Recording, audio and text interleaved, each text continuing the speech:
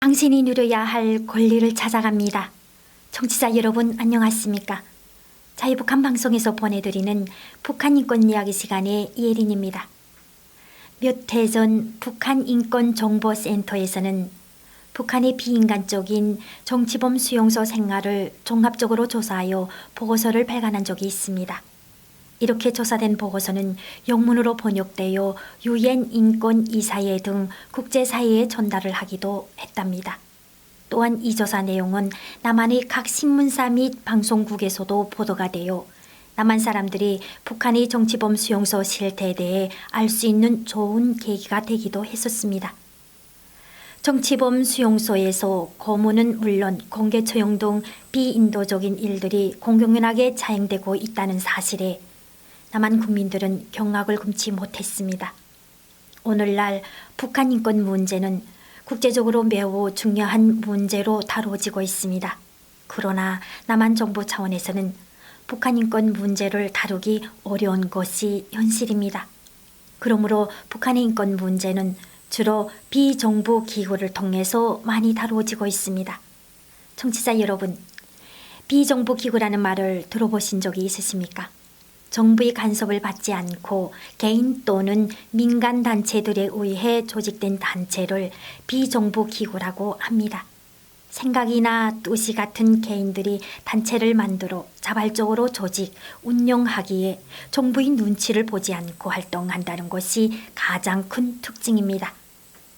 그렇기에 정치적으로 민감한 문제이거나 국제사회의 이목으로 인해 정부가 손을 대지 못하는 영역에서는 비정부 기구가 큰 역할을 담당하고 있습니다. 노동, 환경, 교육, 여성, 사회복지 등 다양한 측면에서 비정부 기구는 자신의 소리를 내고 있으며 이들이 내는 목소리는 국제사회에서도 큰 영향력을 행사하고 있습니다. 북한인권정보센터가 북한의 정치범 수용소 실태를 총체적으로 살펴보고 보고서를 발간할 수 있었던 것도 비정부 기구가 있었기 때문입니다. 현재 남한을 비롯한 국제사회에는 북한 인권 문제에 관심을 갖고 북한 인권을 개선시키기 위한 비정부 기구가 많이 있습니다.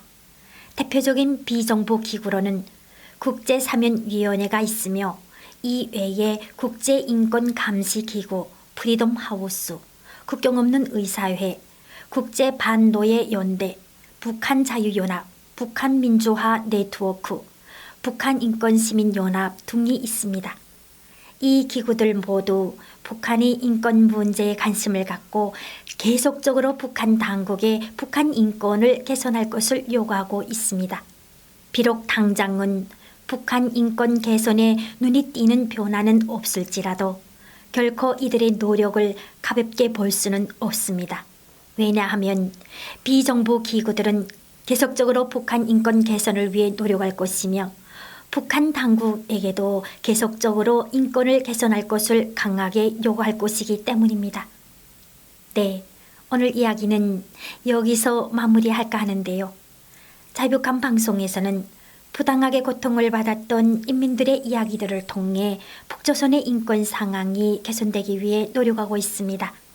여러분의 권리를 찾는 하루가 되길 바라면서 북한 인권 이야기 시간의 이혜린이었습니다. 감사합니다.